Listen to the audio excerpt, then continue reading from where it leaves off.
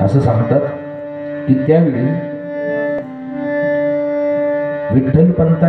विठ्ठलपंतांच्या नंतर या चारही बाळांच्या मागे ज्यावेळी ही धर्मसभा भरली, ही धर्मसभा भरल्यानंतर दोन व्यक्ती यांच्या मागे उभ्या होत्या. पहिली म्हणजे कृष्णाजी पंत देवकुळे आणि दुसरे म्हणजे तिथून काही अंतरावर असलं पांचाळेश्वर क्षेत्र आहे, त्या पांचाळेश्वर क्षेत्राचे भोजलिंग काका.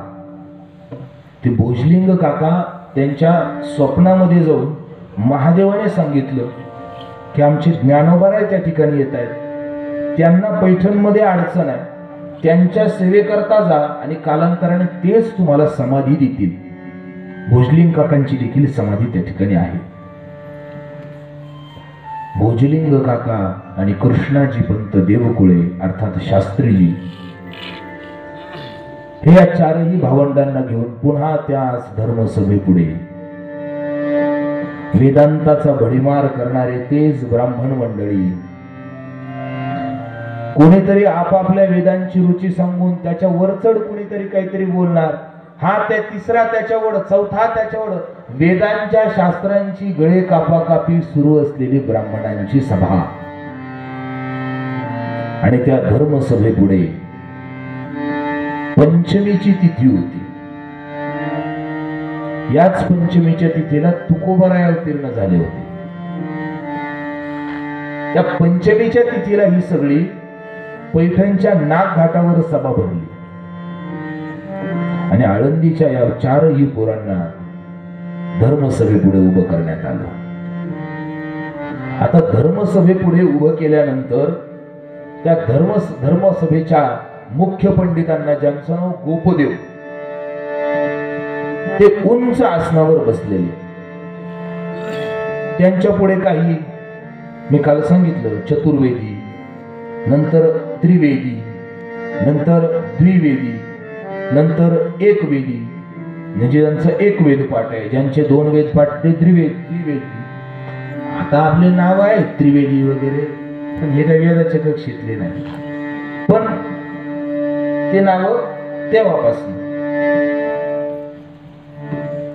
एक वेदी, द्विवेदी, त्रिवेदी, यजुर्वेदी, ज्यांचं एक एक वेद पाठ, काही एक ग्रंथी, काही पंचग्रंथी, काही षष्टग्रंथी, तर काही दशग्रंथी.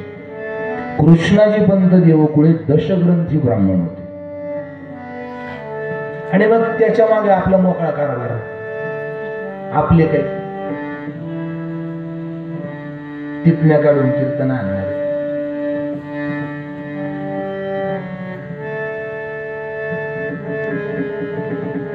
आळंदीच्या चारही पोरांना धर्मसभेच्या समोर उभं केलं. विठ्ठलपंतांचं पत्र पैठणच्या धर्मसभेच्या समोर मांडलं. सगळा विषय त्या ठिकाणी सांगितला आणि एकंदरीत विषय पैठणच्या धर्मपंडितांच्या समोर मांडला. धर्मपंडितांच्या समोर तो विषय मांडल्यानंतर कृष्णाजी पंत देवकुळेंनी बोलायला सुरुवात केली. पूर्व काळामध्ये आम्ही शास्त्रार्थ शोधून काढला होता, पण योग्य वेळी न सापडल्यामुळे यांच्या माता पित्यांना देहांत प्रायश्चित्त घ्यावं लागलं. पण आता त्यांच्या देहांत प्रायश्चित्ताचं फळ यांना आता शुद्धीपत्र मिळावं अशी धर्मपीठाकडे मागणी आहे. पुन्हा एकदा त्या ठिकाणच्या ब्राह्मणांनी स्वतःच्या बुद्धीने या चारही पोरांच्या वस्त्रांची चिरफाड करायला सुरुवात केली. कोणीतरी येऊन बोलू लागलं, अहो संन्यासाची संतती आहे, यांच्या आईवडिलांनी देहांत प्रायश्चित्त घेतलं इथपर्यंत ठीक, पण देहांत प्रायश्चित्त घेण्याच्या ही अगोदरची संतती आहे, प्रायश्चित्ता नंतर असती तर मान्य केलं असतं. किती शहाणपणाचं बोललाय पहा. देवकुळे हसले आणि देवकुळे बोलले, आपल्या बुद्धीला काही नारू झालाय का? देहांत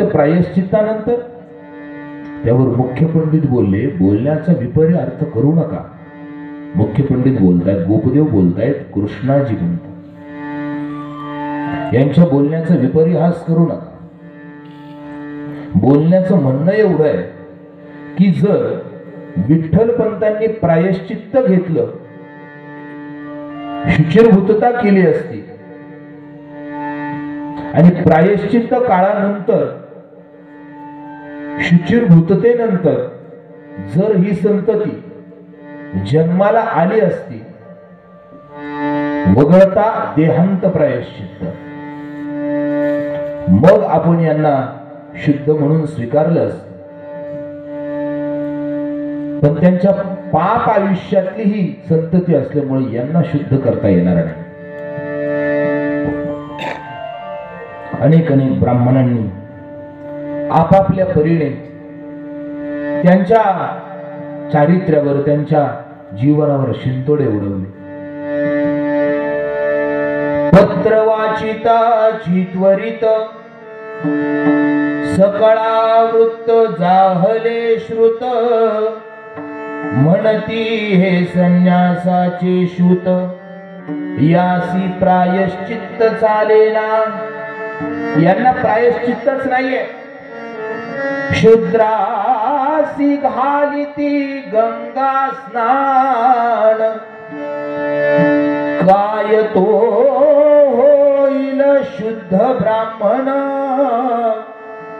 खापरासी परीस लागता सुवर्ण, नभेची जाण सर्वथा. अहो, शूद्राला गंगा स्नान घातलं म्हणजे तो शुद्ध होत नाही, तो ब्राह्मण होत नाही. खापराला परीस लावला म्हणजे त्याचं सोनं होत नाही. भाजलेलं बी जर शेतात टाकलं तर ते उगवून येत नाही. आणि आयुष्यहीन माणसाला औषध दिल्यावर तो जगत नाही. हे जसं व्यर्थ आहे तसं यांना देखील शुद्धीपत्र मिळणं व्यर्थ आहे, शक्य नाही. ज्यावेळी अशा पद्धतीचं बोलणं त्या ठिकाणी चालू झालं, त्यावेळी कृष्णाजी पंतांनी विचारलं, मग यांच्यासाठी नेमकं पुढची गती काय? त्यावेळी त्यांनी सांगितलं, यांच्यासाठी एकच गती. इथून पुढे यांनी फक्त एकच करावं. परी एकची उपाय याते, बोलला शास्त्र मते, तो करीतील तरी याते प्रायश्चित कासया. यांना शास्त्राच्या मते फक्त एकच पर्याय. कोणता पर्याय? तो पर्याय गोपदेव बोलतात. यांनी फक्त एकच करावं. श्री हरिसी शरण जाऊनी, भजावे सर्वा भूती करोनी. यांनी भगवंताची भक्ती करावी आणि काय करावं? गोखर गजादी श्वान सम समान वंदावे. यांनी देवाच्या मूर्तीला हात नाही लावायचा, यांनी यज्ञादी कर्माला हात लावायचा नाही. यांनी फक्त करायचं काय? गो म्हणजे गाय, खर म्हणजे गाढव, गजादी श्वान, गज म्हणजे हत्ती आणि श्वान म्हणजे कुत्रा. यांच्यामध्ये देव पाहायचा आणि यांनाच दंडवत करायचं. यांना दुसरा शास्त्राचा आधार नाही. यांनी काय करायचं अजून? सुकर जयाती एकाची भावे नमिजती,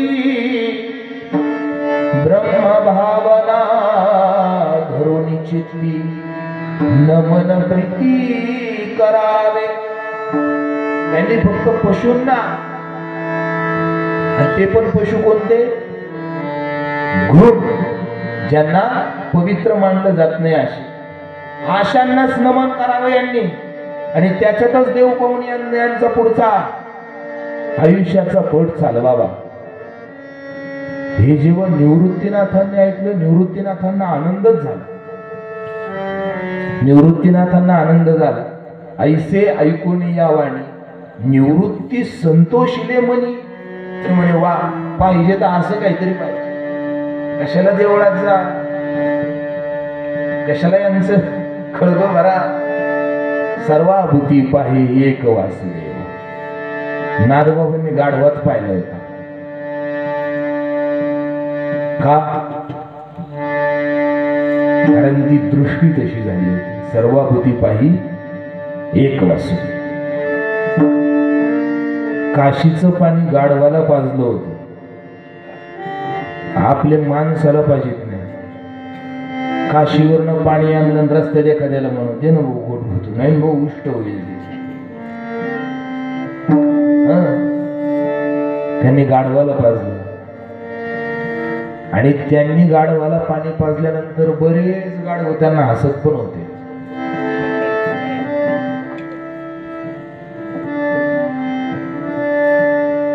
आणि अशा बऱ्याच गाढवांची त्यावेळी गाढवपंची पण झाली होती. सांगायचं काय मला, निवृत्तीनाथांना बाकी आनंद झाला. असं काहीतरी असावं, भक्तीचा अधिकार आम्हाला आहे ना. अशी भक्ती करू, अशी भक्ती करू, अशी भक्ती करू की तुम्हाला कुत्र विचारणार नाही. आणि आज काय झालंय? आज काय झालंय? आज होम हवन यज्ञ नाहीये, आज ज्ञान यज्ञ आहे. त्या काळी यज्ञ होम हवनाचा होता, आज ज्ञान यज्ञ. हे उपकार ज्ञानोबरायांचे. जर त्यांनी त्यावेळी भक्तीला स्वीकारलं नसतं आणि कर्मकांडच घेऊन चालले असते तर आता तुम्ही इथं नसते बसलेले. आता आपण मध्ये एखादं कुंड केलं असतं आणि त्याच्यावर आपले मंत्र चालू असते, स्वाहा स्वाहा स्वाहा. पण ते तुम्ही नाही म्हणायचे. तुम्ही फक्त आगीत काय होतायचं, तेल नाही होत. आपल्या म्हणी इतक्या लागोपाठ झाल्या की आपण दिसन तिथं फेकून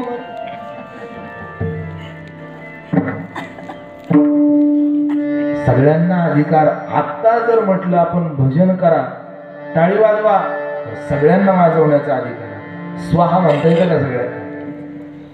निवृत्तीनाथांनी असा परमार्थ करू की तुम्हाला कोणीच विचारणार नाही काय झालं. त्यांचाच परमार्थाचा कथा, प्रवचन, कीर्तन हे त्यांचेच परमार्थाचे अंग आहे. आणि आता तो सगळ्यांना करता येतो. निवृत्तीनाथांना आनंद झाला, म्हणे असं काहीतरी. पण ज्यावेळी निवृत्तीनाथांना हे सगळं पटलं, पण ज्ञानदेव बोलू लागले, महाराज अहो आम्ही भक्ती तर करूच करू, पण आम्हाला आमच्या आईवडिलांच्या देहांत प्रायश्चित्ताच्या बदल्यामध्ये तुमच्याच पीठाने त्यांना प्रायश्चित्त दिलं होतं. आता आम्हाला तुम्ही शुद्धीपत्र द्या. कोणत्याच अंगाने ऐकायला तयार नाही. तुम्हाला काय शुद्धीपत्र द्यायचं? पात्रता काढली ज्ञानोबरायाची. तुम्ही अशाच भक्तीत राहा, प्राण्यांनाच देव म्हणून नमन करा आणि त्यातच तुमच्या जीवनाचं सार्थक माना. तेवढी ज्ञानोबराय बोलू लागले, तुम्ही फार शिकले ब्राह्मण मंडळी. बरोबर का? आता ज्ञानोबराय बोलायला लागले. ज्ञानोबरायांना सहसा राग येत नाही, पण ज्ञानोबरायांनी एकदा का पट्ट्यात घ्यायला सुरुवात केली मग कोणाची काही गायली. आता ज्ञानोबरायांनी धर्ममार्तंड पट्ट्यात घेतले. ज्ञानोबराय त्यांना बोलू लागले, ऐसी ऐकोनी नामाभिधाने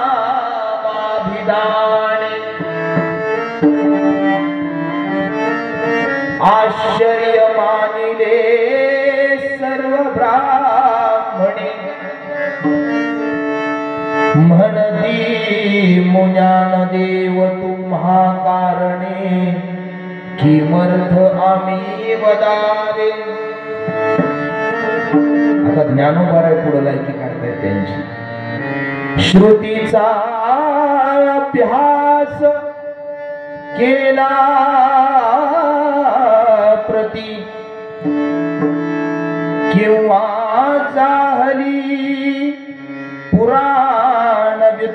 मुक्ती म्हणून ज्ञानदेव तुम्हा प्रती कैशारिती म्हणावे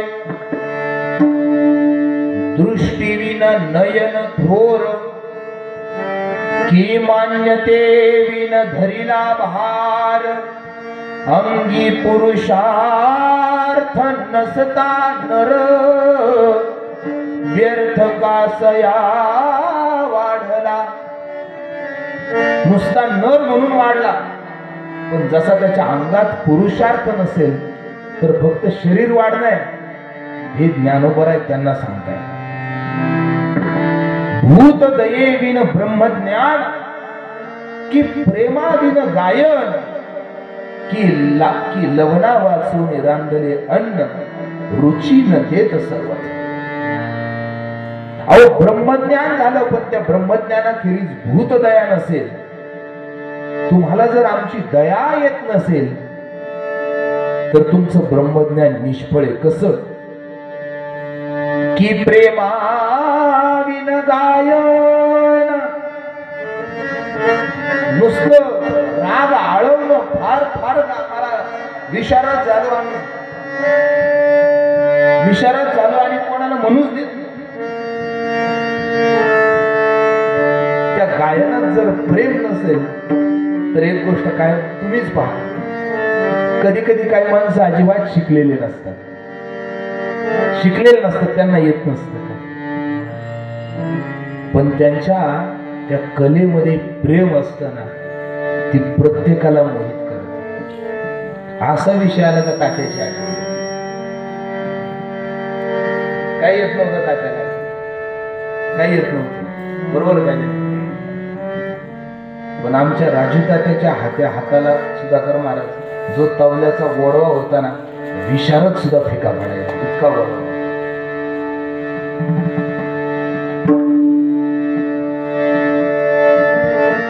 प्रेमाविन गायन जसं प्रेमाविन केलेलं गायन निष्फळ त्या गायनाला काही महत्व नाही जसं लवणा वाचून रांधले अन्न सगळा स्वयंपाक करायचा आणि स्वयंपाकात फक्त भाजीत फक्त मीठ विसरायचं कसं होत सगळी चव बिघडून जाते ना गुरुजी अगदी तसंच आहे हे जे तुम्ही करता ना रुची न देत सर्वथा खूप ज्ञानी झालात तुम्ही पण ज्ञानाप्रमाणे तुमच्या अंतःकरणात भूतदया नाही शौर्य धैर्य नसता अंगी कासया जावे रणरंगी निष्काम झाला नसता जगी विरक्त कासया म्हणावे काय महिपती बाबाने फिळून दिलं महाराज ज्यावेळी अशा पद्धतीचं ज्ञानोबरायांचं वक्तव्य सुरू झालं धर्मपंडितांना पण राग आला अरे या पोराचं वय काय आणि हा बोलतोय काय याची पात्रता आहे का आम्हाला बोलण्याची ज्ञानोबराय बोलू लागले वयाचा धाक कुणाला घालता अहो आम्ही वयात बांधलेली नाहीच हे मी बोलत नाही माझ्या आतला आत्मा बोलतो आणि आत्म्याला वय नसतं वय शरीराला असतं आत्म्याला वय नसतं जो आत्मा तुमच्यात आहे तोच आत्मा माझ्यात आपल्या दोघांच्या आत्म्यामध्ये भेद नाही वयाचा धाक दाखवता कोणाला धर्मपंडित तापले आणि धर्मपंडितांनी बोलणार तेवढ्या त्या ठिकाणावर परस्परे बोलती वचन नावापासी काय कारण तव एक म्हणे पखाल घेऊन महिषी पुत्र येतसे नाव विचारले ना जेव्हा चौघांची निवृत्ती ज्ञानदेव सोपान आणि मुक्ता तेवढ्यात त्याने पाहिलं अधिकाराची चर्चा करताय मग रस्त्याने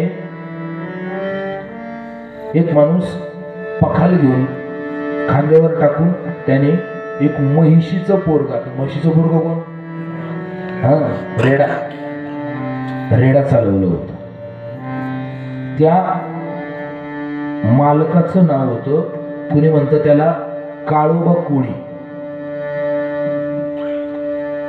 काळोबा कोळी नाव होतं त्याचं. तो काळोबा कोळी आपल्या रेड्याला पखाल टाकून पाणी वाहण्याकरता घेऊन चालला होता.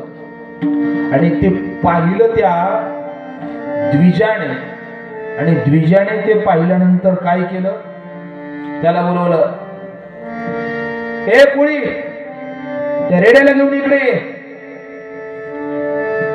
रेड्याला घेऊन इकडे आला आणि विचारलं, तुझ्या रेड्याचं नाव काय रे? तू म्हणलं, ज्ञान्या. काय नाव? रेड्याचं ज्ञान्या नावे म्हण. सगळ्या ब्राह्मण मंडळीमध्ये हाशा मोठा. एक वाकड्या पंडितचा ब्राह्मण म्हणाला, नाव जुळली तुमची, आत्मा एक आहे का? ज्ञानोबराय बोलले, हो. रेडियानी आम्हात काही भेद पाहता किंचित नाही, आत्मा व्यापक सर्वा देही, भूत मात्री सारिखा. याच्यात आणि माझ्यात काही भार, काहीच भेद नाही.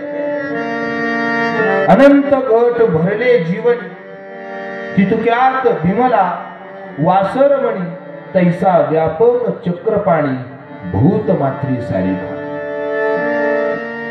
सर्व ठिकाणामध्ये तो एक अंगाने भरलेला आहे. जो आत्मा त्याच्यात आहे, तोच आत्मा माझ्यात आहे.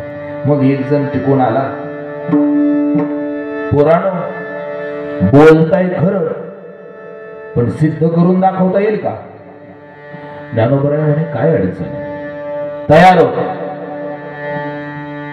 त्यावेळी एक ब्राह्मण आला आणि त्याने उपाय सांगितला.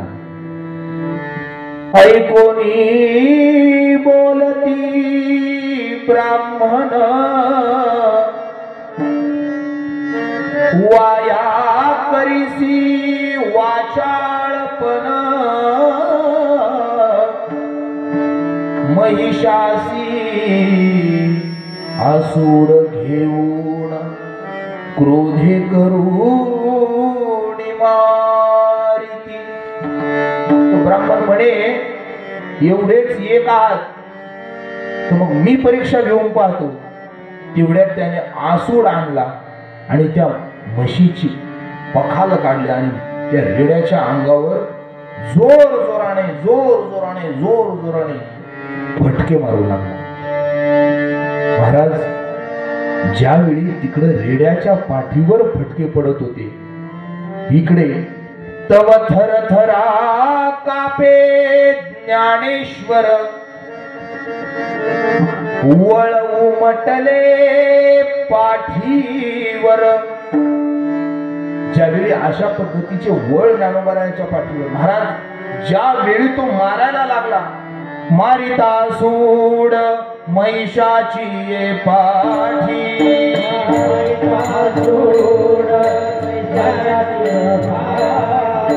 मारिता सूर महिषाची ये पाठी,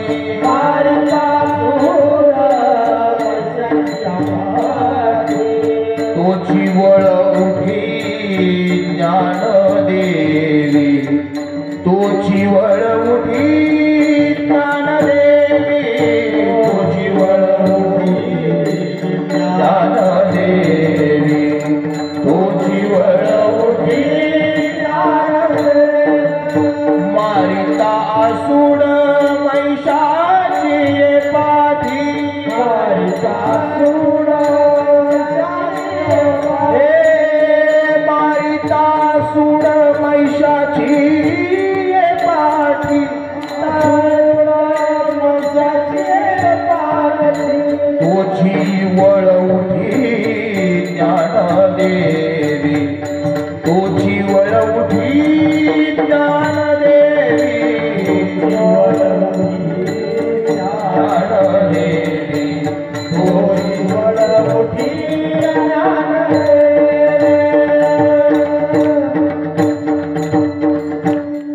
परिणाम.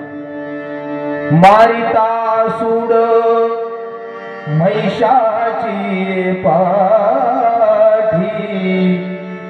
तोची वळ उठी ज्ञानदेवी. महिषाच्या पाठीवर फटके मारले आणि महिषाच्या पाठीवर फटके मारले, परिणाम ज्ञानोबारायांच्या पाठीवर वळ उठू लागले. ऐसे देखोनी द्विजवर काय बोलती उत्तर. पाहिलं ब्राह्मणांची तोंडातली तोंडात दातखिळी बसली. मग सगळ्या ब्राह्मण मंडळीने ज्ञानोबारायांना नमन केलं. वा वा वा वा, असं असावं काही, असं असावं काही. त्यावेळी 2-3 कुटाळखोर होतेच. ते म्हणाले का थांबा, यांचा बाप तीर्थयात्रा करायला गेला होता आणि तीर्थयात्रेमध्ये यांचा बाप बंगाल प्रांतामध्ये जाऊन बंगाली विद्या शिकून आलेला असेल आणि तीच पोरांना शिकवली आहे. चमत्कार दाखवतात.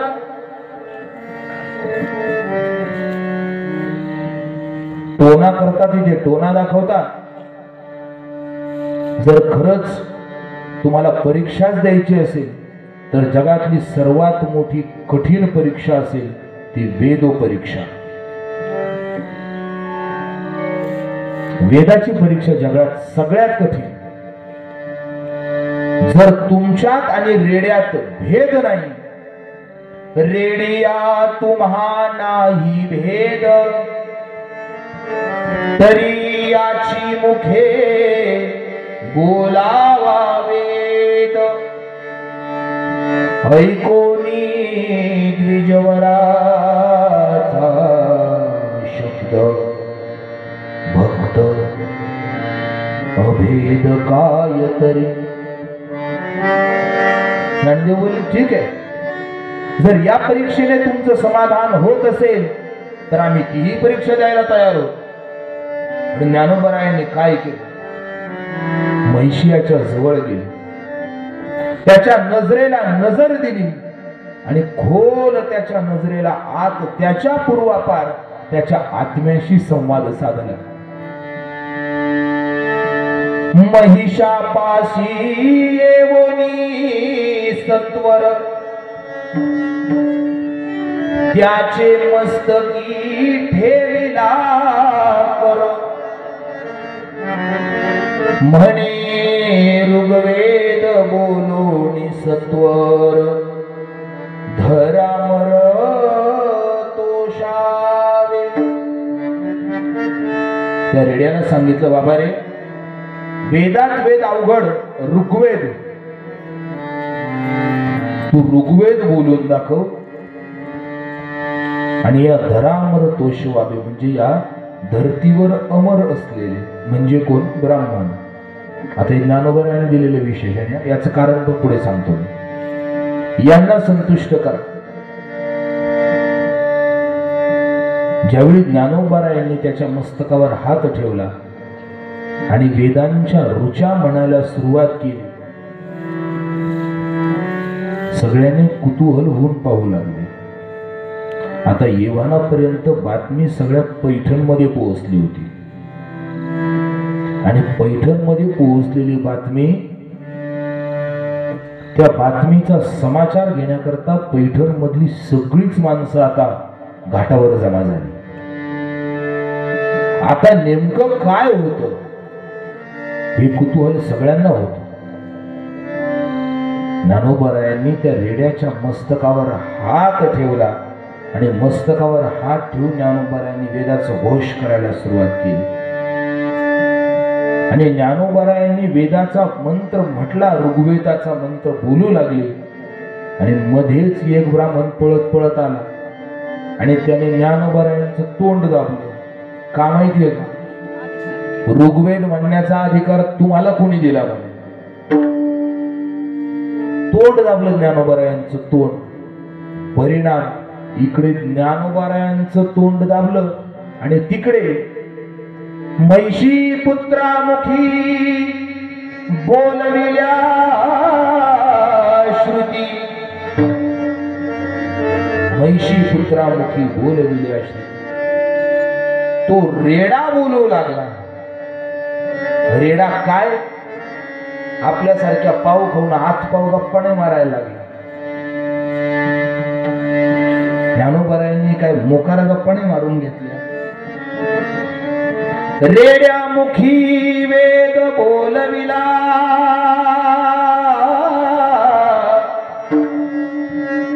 गर्वद्विजांचा हरविला, शांती रूप प्रगटला, ज्ञानोबा माझा. रेड्याच्या मुखातनं वेद बोलू लागले आणि वेड्याच्या मुखातनं वेद बोलल्या बोलल्या पैठणची सगळी ब्राह्मण आजूबाजू चकित झाली मंडळी. आणि चकित होऊन ज्ञानोबारायांविषयी बोलू लागली. वा देवी ज्ञानदेवांची वरद हाती, रेडा निजमुखे वदला श्रुती, सकळा ब्राह्मण आश्चर्य करीती, अनुताप चित्ती धरून. आणि ब्राह्मणांनी ज्ञानोबारायांना बोलू लागले, माऊली आम्ही आपल्याला ओळखलं नाही, आम्ही अभ्यास खूप केला, आम्ही पढलो वेदांत, उपनिषदादी भाग समस्त, परी अंगी ऐसे सामर्थ्य बहुत ईश्वराने नाही दिले आम्हा. आम्ही शास्त्राभ्यास खूप केला.